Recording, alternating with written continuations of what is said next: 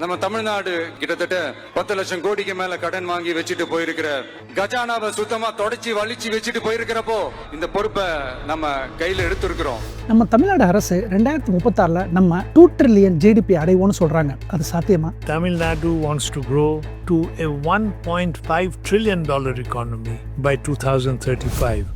தற்போதைய நிலவரப்படி இந்த 2026 இப்போ நம்ம 31 லட்சம் கோடியில் இருக்கிறோம் நம்மளோட ஜிடிபி. அப்போ வளரணும்னு சொல்றது 2 ட்ரில்லியன்ங்கிறது 188 லட்சம் கோடி, அதாவது 6 டைம்ஸ், அதாவது 600% வளரணும். அப்போ நமக்கு இருக்கிறது 10 வருஷம். இந்த 10 வருஷத்துக்குள்ள இவங்க எப்படி இதை அடைய முடியும்னு சொன்னாங்க. இது சாத்தியமா? இப்போ நார்த்லலாம் என்ன சொல்றாங்கன்னா, கிண்டலுக்கு ஏசா போல் சக்த பேப்பர் மே கர சக்த லேக்கின் பிராக்டிகல் மே நை ஹோகா அப்படின்னு சொல்லி கிண்டல் அடிச்சுக்கிட்டு இருக்காங்க. தமிழ்நாடு கிண்டல் அடிக்கப்பட வேண்டிய மாநிலமா? இல்லை, சாதித்து காட்ட வேண்டிய மாநிலம். எவ்வளவோ பண்ணிட்டோம், இதை பண்ண மாட்டோமா? அப்படி சாதிக்கணும்னா அதுக்கு ஏதாவது தரவுகள் இருக்கான்னு கேட்டிங்கன்னா, இப்போதைய ஜிடிபி பார்த்தீங்கன்னா வளர்ச்சி, வருஷத்துக்கு வளர்ச்சி பார்த்தீங்கன்னா 11.9% நம்மளோடது வளர்ச்சி இருக்குது. வருஷம் வளர்ச்சி இருக்குது. இந்தியாவிலே ஃபர்ஸ்ட் ரேங்க் நம்ம தான். டோட்டல் இந்தியாவோட ஜிடிபியில் கிட்டத்தட்ட 9% தமிழ்நாட்டோட. இந்தியாவின் 2வது பெரிய பொருளாதார தரவரிசை தமிழ்நாட்டுக்கு. தற்போதைய ஜிடிபியான 31 லட்சம் கோடி இருக்கு இல்லையா, 100% எங்கெங்கிருந்து வருதுன்னு ஸ்பிளிட் பார்த்தீங்கன்னா, சேவைகள் சர்வீசஸ்ல பார்த்தீங்கன்னா 54%, உற்பத்தி மற்றும் தொழில் அதாவது மேனுஃபேக்சரிங் அண்ட் இண்டஸ்ட்ரியில கிட்டத்தட்ட 32% வருது. விவசாயத்திலிருந்து 14% வருது. அப்படி பார்த்தா இந்த 320 பில்லியன்லேருந்து 2 ட்ரில்லியன் அடையணும்னா வருஷத்துக்கு 18% காம்பவுண்டிங்ல போனா மட்டும்தான் அந்த 6 மடங்கு நம்மளால வளர்ச்சி அடைய முடியும். நமக்கு இருக்கக்கூடிய வருடங்கள் எத்தனை? 10 வருடங்கள் தான். 10 வருஷத்துல இந்த இலக்கு அடையிறது சாத்தியமான்னு கேட்கறதுக்கு முன்னாடி முதல்ல இந்த ஜிடிபினா என்னன்னு முதல் புரிஞ்சுக்கணும். ஜிடிபினா கிராஸ் டொமஸ்டிக் ப்ராடக்ட், அதாவது உள்நாட்டு மொத்த உற்பத்தி. கரெக்டுங்களா? இப்போ உள்நாட்டு மொத்த உற்பத்தி தமிழ்நாடுன்னு பார்த்தா, தமிழ்நாடுன்னு பார்க்காம அதை ஸ்பிளிட் பண்ணிட்டா எங்கெங்கேருந்து வருமானம் வருதுன்னு பார்க்கணும்னா, அப்போ என்ன பண்ணணும்னா மாவட்ட வாரியாக பார்க்கணும். அதனால தான் அது பேர் ஜிடிபி. ஜிடிபி பக்கத்தில் இன்னொரு டியை உள்ள தள்ளுங்க, அவ்வளோதான். அப்போ என்ன ஆகுது? Cross district domestic product. அப்போ ஒவ்வொரு மாவட்டத்தில் இருக்க வளங்கள், தொழிற்சாலைகள், அதில் வளரக்கூடிய உற்பத்திகள், அதனுடைய வேலைவாய்ப்பு, இதை பத்தி பார்த்தோம்னா மொத்த ஜிடிபி 2 ட்ரில்லியன் அடையுமாங்கிறது தெரிஞ்சிடும். தமிழ்நாட்டு அரசோட வெள்ளை அறிக்கையை கொடுத்துருந்தாங்க. அந்த வெள்ளை அறிக்கையில் தெளிவாக கொடுத்துட்டாங்க. கிட்டத்தட்ட 10 லட்சம் கோடி கடன் இருக்குன்னு சொல்லிட்டாங்க. அப்படி பார்த்தா தமிழ்நாட்டில் பிறக்கிற ஒரு குழந்தையும் பிறக்கும் பொழுது கனவுகளோட பிறக்குதோ இல்லையோ கடனோட தான் பிறக்குது. அதான் உண்மை. ஒருவருக்கான கடன் பொறுப்பு ரூபாய் 1,28,934 உயர்ந்துள்ளது. இன்று தமிழ்நாட்டில் பிறக்கும் ஒவ்வொரு குழந்தையும் இந்த கடன் பொறுப்புடன் பிறக்கிறது. அப்படி பார்த்தா மொத்தம் நம்மளோட 10 லட்சம் கோடி கடன்ல ஜிடிபில இருந்து 22% வட்டிக்கே போயிடுது, அதாவது இன்ட்ரெஸ்ட் ஆன் பே. அப்போ நம்ம வாங்கின கடனுக்கு 122 ரூபா நான் எங்க அனுப்பிடுறேன்? இன்ட்ரெஸ்ட்டுக்கே கொடுத்துட்றேன். வித்ததுதான் என்னோட வருவாயா இருக்குது. அப்போ இந்த கடனை தவிர்க்கணும்னா என்ன பண்ணா, இனிமே கடன் வாங்கக்கூடாது. சரி, கடன் வாங்காம இந்த 2 ட்ரில்லியன் அடையுமா? முடியும் சார். கடன் வாங்காம பண்ணோம்னா அதனுடைய தொழில் மற்றும் தொழில் வளர்ச்சியில ஒரு மாவட்டமும் எக்கனாமிக்கல் ட்ரிவன் என்ஜினா தான் இருக்குது. சொல்ல போனோம்னா கோயம்புத்தூர் எடுத்துங்க. இந்தியாவுக்கு தேவையான மொத்த 40% பம்பு, மோட்டர்ஸ் அண்ட் கேஸ்டிங் இது எங்க இருந்து வருது? கோயம்புத்தூர்ல இருந்து தான் வருது. நம்ம திருப்பூர்ல இருந்து வருஷத்துக்கு 44,000 கோடிக்கு நம்மளுடைய காட்டன்ஸ் எக்ஸ்போர்ட் ஆயிட்டு இருக்கு. இந்தியாவோட மொத்த 90% முட்டை எங்க இருந்து போகுதுன்னா நம்மளோட நாமக்கல்ல இருந்து தான் போகுது. இந்தியாவோட டோட்டல் லெதர் எக்ஸ்போர்ட் பார்த்தீங்கன்னா 37%. அது எங்க இருக்கு? நம்மளோட வேலூர், ராணிப்பேட்டையில தான் போகுது. இப்போ நான் சொன்ன மாவட்டங்கள், அந்த மாவட்டங்கள் மட்டும் கிடையாது எக்கனாமிக்கல் ட்ரிவன் இன்ஜினா வேலை செய்யறது. அது இல்லாம திருப்பூர், மதுரை, சென்னை, தூத்துக்குடி இந்த மாதிரி மாவட்டங்களும் இருக்கு. இப்போ 2 ட்ரில்லியன்ங்கிறது ஒரு டேக்லைன் கிடையாது. இதை உண்மையாவே நடைமுறைப்படுத்தணும்னா உள்நாட்டு உற்பத்தியை பெருக்கணும். இதில் மாற்று கருத்தே கிடையாது. அப்போ அந்த 2 ட்ரில்லியன் ட்ரீம் அடையணும்னா ஒரே ஒரு ஃபார்முலா தான். அது என்ன ஃபார்முலானா, ஒரு மாவட்டத்தின் வளம், அதனுடைய மாவட்டத்தின் உற்பத்தி, மாவட்டத்தின் உள்ளூர் வேலைவாய்ப்பு, ஏற்றுமதி மற்றும் உலக ஒப்பந்தம். இது மட்டும் பண்ணாலே போதும், ஜிடிபி அடைஞ்சிடலாம். அப்போ ஒரு மாவட்டமும் என்னென்ன ஆக்ஷன் பிளான் எடுக்கணும் அதை பார்த்துருவோமா? அப்போ இந்த கோயம்புத்தூரோட ஆக்ஷன் பிளான் என்னவா இருக்கணும்னு கேட்டிங்கன்னா, கொள்கை, பாலிசி, அதாவது கோயம்புத்தூர் இவி மோட்டரோட கிளஸ்டர் அப்படின்னு அறிவிக்கணும். அப்போ இங்கே தயாரிக்கக்கூடிய பம்ப் அண்ட் மோட்டார் இருக்குல்ல, அதை இவி டிராக்ஷன் சப்ளையோட கனெக்ட் பண்ணி பிஎல்ஐ ஸ்கீமோட கொண்டு வரணும். தரச்சான்றிதழை எளிமைப்படுத்தணும். அதே மாதிரியே அங்கே இன்ஃப்ராஸ்ட்ரக்சர், உள்கட்டமைப்பு 200 கோடியில் அரசூரில் இருக்கிற எம்எஸ்எம்இ சென்டர் இருக்கு இல்லையா, அதை விரிவுபடுத்தணும். அதே மாதிரி சிஎஃப்சி, அதாவது காமன் ஃபெசிலிட்டி சென்டரை உண்டு பண்ணணும். ரொபாட்டிக் இண்டஸ்ட்ரியில் 4.0 அந்த ஸ்கில்ஸ் அண்ட் பயிற்சியை கொண்டு வரணும். அப்போ கோயம்புத்தூர் வருஷத்துக்கு 1.55 22 லட்சம் கோடியா இருக்கிறத 3.1 கோடியா மாத்தணும்னா இதை பண்ணணும். அடுத்து திருப்பூர் மாவட்டம். திருப்பூர் மாவட்டம் கேட்க வேணா, இன்னைக்கு வேர்ல்டு கப்ல இருந்து எல்லா இடத்துலையும் நம்ம போட்டிருக்க டிஷர்ட், இந்த இப்போ நான் போட்டிருக்கேன் எல்லா டிஷர்ட்டும் ஃபாரினுக்கு இங்கேருந்து ஃபாரின் போய் தான் திருப்பி நம்மள்ட்டே வருது இல்லையா? எக்ஸ்போர்ட் எங்கேருந்து பண்ணுறோம், இங்கே தான் பண்ணுறோம். ஆனால் இந்த டாரிஃப் வந்ததுக்கப்புறம், யூஎஸ்ஏ டாரிஃப் வந்ததுக்கப்புறம் உண்மையாகவே ஜிஎஸ்டி கிஎஸ்டி அது இதெல்லாம் போட்டு இப்போ திருப்பூரே பார்த்தீங்கன்னா இந்த நைஜீரியன் கையில் போய் மாட்டிக்கிட்டு முடிச்சுக்கிட்டு இருக்கு. அப்போ இந்த திருப்பூரில் இப்போ நம்ம என்ன பண்ணோம்னாக்க, இப்போ வருமானம் எவ்வளோ வருதுன்னு பார்த்தீங்கன்னா வருஷத்துக்கு 44,700 கோடி வருது. ஒருவேளை நம்ம 2 ட்ரில்லியன் அடையணும்னா 1.5 லட்சம் கோடிக்கு மாறணும். எத்தனை டைம்? 3 டைம்ஸ் திருப்பூரை மாற்றணும். அப்படின்னா பாலிசி கொள்கைகள் என்ன வரணும்? அப்போ அமெரிக்காவுக்கு நம்ம ஏற்றுமதி பண்றதை குறைச்சிக்கிட்டு முழுக்க முழுக்க நம்ம யூரோப்பு மற்றும் ஜப்பான் அண்ட் ஏசியன் கண்ட்ரீஸ்க்கு ஏற்றுமதியை பண்ணணும். திருப்பூர்ல ரெடி ஆகிற அத்தனை பின்னல் ஆடைகளும், அதாவது டெக்ஸ்டைல்ஸுமே 90% பருத்தியால உண்டு பண்றது. அப்ப பருத்தில இருந்து காட்டன்ல இருந்து வருது. அது இல்லாம இப்ப நம்ம என்ன பண்ணணும்னா சிந்தட்டிக் மற்றும் டெக்னிக்கல் டெக்ஸ்டைல்ஸ் யூனிட்டை கிரியேட் பண்ணணும். அதே மாதிரி என்விரான்மெண்டல் கன்சர்னா பாத்தீங்கன்னாக்க ZLD-ங்க. ZLD ஜீரோ லிக்விட் டிஸ்சார்ஜ், அதாவது பசுமை மேம்பாடு, அதை பண்ணியே தீரணும். இந்த பசுமை மேம்பாடு பண்றதுனால என்ன ஆகும்னா நம்மளோட ESG சர்டிபிகேஷன் கூடும். ESG சர்டிபிகேஷன் கூடனா யூரோப் மற்றும் அனைத்து கண்ட்ரிகளும் இங்க வந்து பொருளை வாங்குவாங்க. அரசு எங்க முதலீடு பண்ணா சிந்தட்டிக் ஆடையிலையும் நியூ டிசைன்லையும் 20% மார்ஜினை வச்சு யூரோப்புக்கு ஏற்றுமதி பண்ணாலே போதும். அப்ப முதலீடு எங்க பண்ணா சிந்தட்டிக்ல கவனம் செலுத்தணும். இந்த குறிப்பிட்ட அரசு நடவடிக்கைகள் பண்ணா மட்டுமே போதுமானது. திருப்பூர் இப்ப இருக்கிற 44,747 கோடியில் இருந்து 1.5 லட்சம் கோடி வளர்றதுக்கு 100% சாத்தியம் இருக்கு. அடுத்து நாமக்கல் மாவட்டம். நாமக்கல் மாவட்டம் பாத்தீங்கன்னா இந்தியாவில் இருக்கிற 95% எக் ப்ரொடக்ஷன் எங்க நடக்குதுன்னு பாத்தீங்கன்னா நாமக்கல்ல தான் நடக்குது. ஒரு நாளைக்கு 6 கோடி எக்ஸ் ப்ரொடக்ஷன் எங்க நடக்குதுன்னா நாமக்கல்ல தான் நடக்குது. இப்போ நாமக்கல்ல இருந்து எக் எக்ஸ்போர்ட் மாசத்துக்கு 12 கோடி போயிட்டு இருக்கு. அப்ப இந்த 12 கோடியை 30 கோடியா மாத்தணும்னா வருஷத்துக்கு 31,000 கோடி வருவாய் நாமக்கல்ல இருந்து மட்டும் கிடைக்கும். அப்ப அதுக்கு அரசு செய்ய வேண்டிய திட்டங்கள் என்னென்ன பத்திரமா முக்கியமா பாலிசி கொண்டு வரணுங்க. அதாவது avian flu free zone Namakkal அறிவிக்கணும். நாமக்கல் ஃப்ரீ ஜோன்ரா, ஏவியன் ஃப்ளூவே கிடையாது அப்படிங்கிற தர சான்றிதழை முதல்ல வெளிப்படையாக அரசு சொல்லணும். ஏவியன் ஃப்ளூ ஃப்ரீ ஜோன்கிற தர சான்றிதழ் மட்டும் வாங்கிட்டா போதும், ஏற்றுமதியில் வெளிநாடுகள் வந்து குமிஞ்சிரும். அதனால 12 கோடியிலேருந்து மாசத்துக்கு 30 கோடியை சிறப்பாக ஏற்றிடலாம். அடுத்து உள்கட்டமைப்பு, அதாவது இன்ஃப்ராஸ்ட்ரக்சர். என்னது? Egg processing cluster. Egg processing தொழிற்சாலைகள், அந்த ஆலைகள், இண்டஸ்ட்ரி, அது எப்படி இருக்குன்னு பார்த்தீங்கன்னா எக்ல இருந்து பவுடர்ல இருந்து லிக்விட், அடுத்ததுக்கப்புறம் ஃப்ரோசன் யாக்கு, பதப்படுத்தும் ஆலைகளை உண்டு பண்ணணும். அதுக்கப்புறம் ஆலைகள் இருந்து கோல்டு செயின் பிளஸ் எக்ஸ்போர்ட்டிவ் லாஜிஸ்டிக் ஹப்பா நாமக்கல்ல உண்டு பண்ணணும். அடுத்து முதலீடு மற்றும் சந்தை விரிவாக்கம். அது என்ன சார் முதலீடு மற்றும் சந்தை விரிவாக்கம்? அதாவது நாமக்கல்ல இருக்கிற தயாரிக்கிற முட்டைகள்லாம் UAE மஸ்கட்டுக்கு போகுது. அந்த நாடுகள் மட்டும் இல்லாம சிங்கப்பூர், மலேசியா, ஆப்பிரிக்காவுக்கும் இங்க இருந்து எக்ஸ்போர்ட் பண்ணணும். அப்ப எக்ஸ்போர்ட் பண்ணா aviation flu free zone certificate கண்டிப்பா வேணும். அடுத்து சென்னை மாவட்டம்.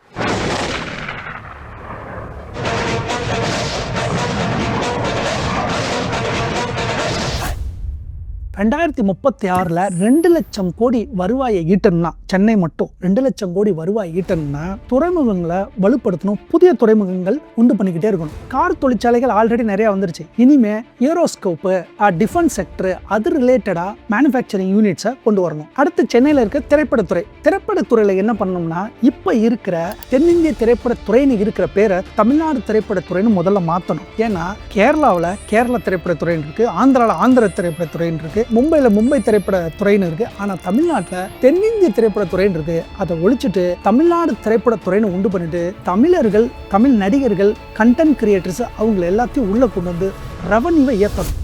அடுத்து மதுரை மாவட்டம்.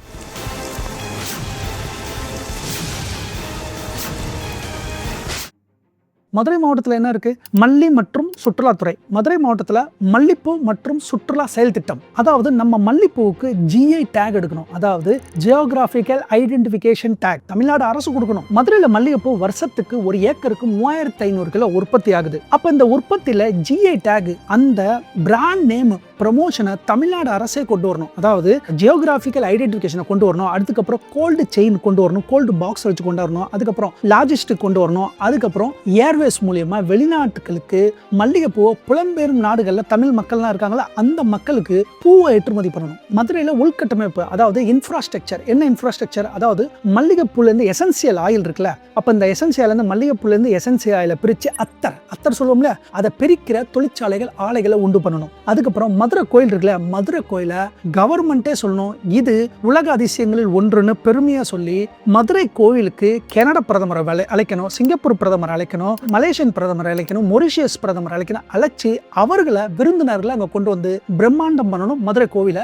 அப்பதான் டூரிசம் மேம்படும். அப்போ அரசு 2 இடத்துல முதலீடு பண்ணணும். ஒன்று எக்ஸ்போர்ட்ல முதலீடு பண்ணணும், இன்னொன்று டூரிசத்தில் முதலீடு பண்ணணும். அதாவது டூரிசத்தில் மதுரை பேக்கேஜ்னு சொல்லி 2 நாள் 3 நாள் பேக்கேஜை கிரியேட் பண்ணி அவங்களுக்கு 5 ஸ்டார் ஹோட்டலில் தங்க வச்சு அந்த 3 நாளில் மதுரையில் இருக்கிறவங்க சுத்த வச்சு குட் ஃபோட்டோகிராஃப்ஸ் அந்த மாதிரிலாம் எடுக்க வச்சு ட்ரோன் கேமரா அந்த மாதிரிலாம் செட் பண்ணி that promotion has to be done. அப்போ என்ன பண்ணணும்னாக்க அந்த பேக்கேஜை கிரியேட் பண்ணி டூரிசம் ஹோட்டல்ஸ் அதெல்லாம் கிரியேட் பண்ணி எல்லா மக்களையும் உலக மக்களை எல்லாத்தையும் வரவழைச்சு பெருமிதத்தோட அந்த டூரிசத்தை உண்டு பண்ணணும். அடுத்து எக்ஸ்போர்ட்ல cold chain, logistic, airway, shipping இதெல்லாம் இருக்குல்ல, இதுக்கு ஒரு இன்வெஸ்ட்மெண்ட் பண்ணி இங்க இருக்கிற ஃப்ரெஷ் ஃப்ளவரை கோல்ட் செயின் மூலியமாக ஃப்ரெஷ்ஷா அங்க சிங்கப்பூருக்கும் துபாய்க்கும் யுஏக்கும் ஒமானுக்கும் அங்க இருக்கிற ஷாப்பிங் மால்ஸ் இருக்கு இல்லையா, அந்த ரீட்டைலர்ஸுக்கு இந்த பூவை சென்றடைய வைக்கணும். கோல்டு செயின், எசென்சியல் ஆயில், சுற்றுலாத்துறை, மல்லிகைப்பூ எக்ஸ்போர்ட் இது இருக்குல்ல, இதை மட்டும் பண்ணினாலே போதும் 35,000 கோடி வருமானம் வரும் மதுரையிலிருந்து மட்டும். எப்ப? 2036. அடுத்த மாவட்டம் சிவகாசி மாவட்டம்.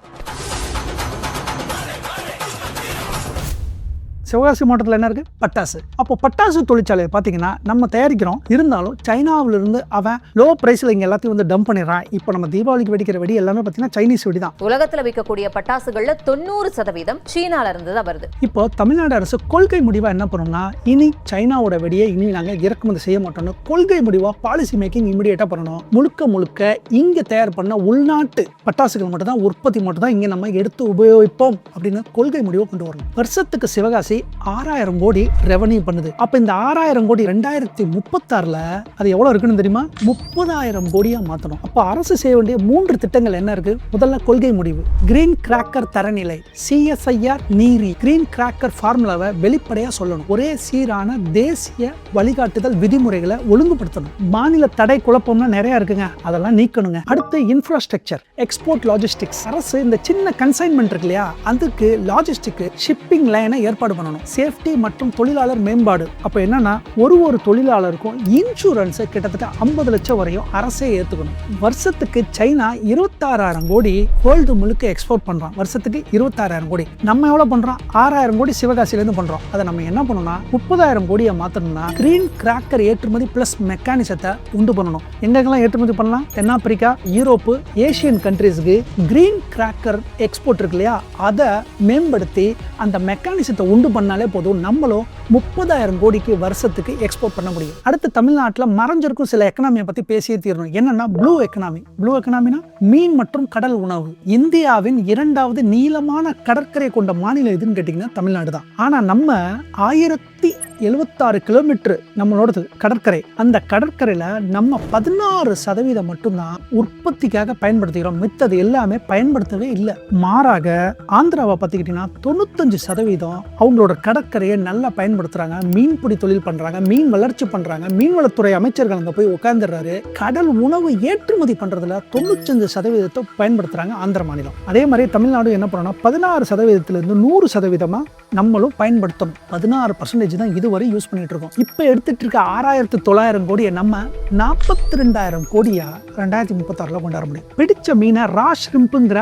பச்சைக்கறியா அனுப்பாம ரெடி டு ஈட்டா மாத்தணும். ப்ராசஸ்டு சீ ஃபுட்டா ஏற்றுமதி பண்ணணும். உயர் மதிப்பு மீனான துனா மற்றும் சீபாஸ், நண்டு இது எல்லாத்தையுமே ஜப்பான் மற்றும் துபாய்க்கு ஏற்றுமதி பண்ணணும். ஏற்கனவே தமிழக அரசு பாத்தீங்கன்னா சீ ஃபுட்டை சாம்பியன் செக்டர், ஏன்னா அவ்வளவு வருவாய் வருது. வெறும் 16% பயன்படுத்தும் பொழுதே நமது அரசு வந்து சாம்பியன் செக்டர்னு பேர் கொடுத்திருக்குன்னா, அப்ப 100% பயன்படுத்தினா 42,000 கோடியை நம்ம இலக்கு அடைய முடியும் 2036. அடுத்து வேல் மாவட்டம். லெதர் எக்ஸ்போர்ட், லெதர் உற்பத்தி. இந்தியாவோட மொத்த உற்பத்தியில 37% லெதர் எங்க இருந்து வருதுன்னு பார்த்தீங்கன்னா வேலூர்ல இருந்தா வருது. ஆனா நம்மள்ட்ட லெதர் ஜாக்கெட் பிராண்டு எதுவுமே கிடையாது. ஷூல கொண்டு வரலாம், பெல்ட்ல கொண்டு வரலாம், கோட்டில் கொண்டு வரலாம், பேண்ட்ல கொண்டு வரலாம், சினிமா இண்டஸ்ட்ரி கொடுக்கலாம். அப்போ வேலூர்ல அரசு கொண்டு வர வேண்டிய செயல் திட்டம் என்னென்ன இருக்கு? இதுல முதல் செயல் திட்டம் என்னன்னு கேட்டீங்கன்னா சைனா +1 நான் லெதர் ஃபுட்வேர். சைனா +1 விண்டோ இன்னும் 3 வருஷம் தான் இருக்கு. ஃபுட்வேர்ல PU EVA நான் லெதர் ஃபுட்வேர் இருக்குல்ல நம்மளோட காலனி, அது வந்து நைக்கி பிளஸ் கிராக்ஸ் இதுக்கெல்லாம் நம்ம எக்ஸ்போர்ட் பண்ணலாம். இப்ப பெரம்பூர்ல கூட அதோட ப்ரொடக்ஷன் நடந்துகிட்டு இருக்கு. அடுத்து பாத்தீங்கன்னா காம்பனன்ட்ஸ் பிளஸ் டிசைன்.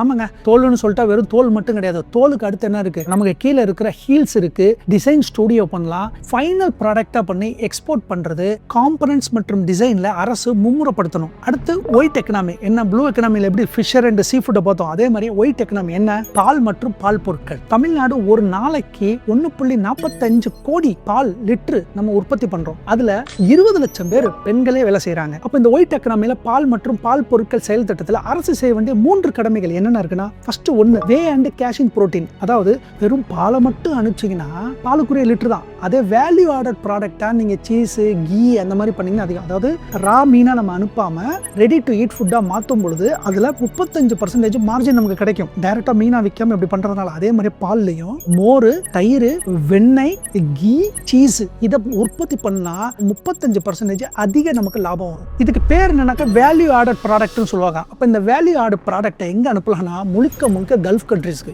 எல்லா கல்ஃப் கண்ட்ரீஸ்க்கும், பாலைவன நாடுகளுக்கும், ஆயில் ஏற்றுமதி பண்ற நாடுகளுக்கும் நம்ம பால் மற்றும் வேல்யூ ஆடட் ப்ராடக்ட்டை நம்ம உற்பத்தி பண்ணி ஏற்றுமதி கோல்டு செயின் ப்ராசஸ்ல அனுப்பணும். அடுத்து உள்கட்டமைப்பு இன்ஃப்ராஸ்ட்ரக்சரா இதுக்கு என்ன வேணும்னு பாத்தீங்கன்னா சில்லிங் மற்றும் ப்ராசஸிங். கிராம அளவுல பல்க் மில்க் சில்லர்ஸை உண்டு பண்ணணும். ப்ராசஸிங் ஆலைகளை உண்டு பண்ணணும். அதாவது பால் பண்ணைகளை உண்டு பண்ணணும்.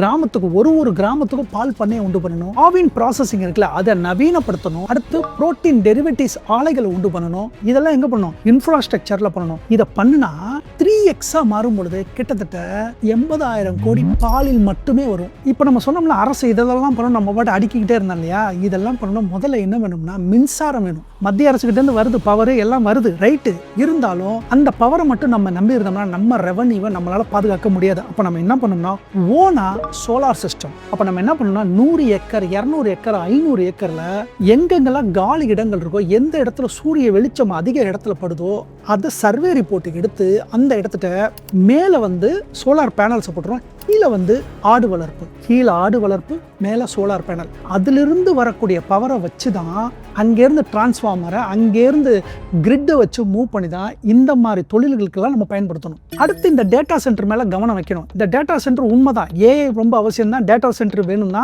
கிரிப்டோ கரன்சி நமக்கு வேணும் தான், கிரிப்டோ மைனிங் நமக்கு அவசியம் தான். ஆனால் இதை யாரெல்லாம் இந்த டேட்டா சென்டர் தூக்கிட்டு வரானோ இதை வளர்ச்சின்னு சொல்லி நம்ம சென்னைக்குள்ளேயோ, மதுரைக்குள்ளேயோ, திருச்சிக்குள்ளேயோ மக்கள் வாழ்கின்ற இடத்துக்குள்ளே கொண்டே வரக்கூடாது. ஏன்னா நாய்ஸ் பொல்யூஷன் அதிகமாக இருக்கும், சவுண்ட் அதிகமாக இருக்கும், வாட்டர் பொல்யூஷன் வரும். அதனால நம்ம என்ன பண்ணோம்னாக்க கடல்ல ஆன்ஷோர் ஆயில் இருக்கு இல்லையா, அதே மாதிரி பிளாட்ஃபார்ம் பண்ணிட்டு அது மேல நம்மளோட டேட்டா சென்டரை வைக்கணும். அப்படி இல்லைன்னா கடலுக்கு அடியில டேட்டா சென்டரை வைக்கணும். தயவு செஞ்சு பொதுமக்கள் இருக்கிற இடத்துல, வாழுகின்ற இடத்துல இந்த டேட்டா சென்டரும் கிரிப்டோ மைனிங்கும் கொண்டே வரக்கூடாது. இப்போ நம்ம சொன்னோம்ல, இந்த காணொலி சொல்லலாம், ஒருவேளை இது அரசு கேட்டு இதெல்லாம் நடைமுறைப்படுத்திட்டாங்க அப்படின்னா 2026 இப்ப இருக்கிற 320 பில்லியன் 2028 527 பில்லியனா மாறும். 2030 740 பில்லியனா மாறும். 2032 1 ட்ரில்லியனா மாறும். 2034 1.4 ட்ரில்லியனா மாறும். 2036 2 ட்ரில்லியனா மாறும்.